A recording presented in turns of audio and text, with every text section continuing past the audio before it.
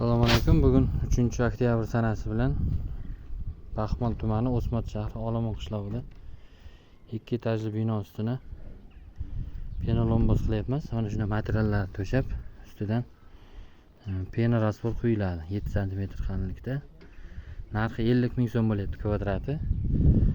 Hamma mahsulot o'zimizdan bo'lyapti. 2-etaj bo'lgani uchun pena blokdan ko'tarilgan zdaniya.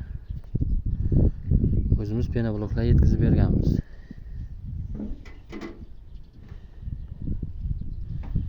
Telefon nomerlari ekranda qoladi. Manzilimiz Jizzax viloyati G'allaorol tumani Ko'kkumbazda joylashgan.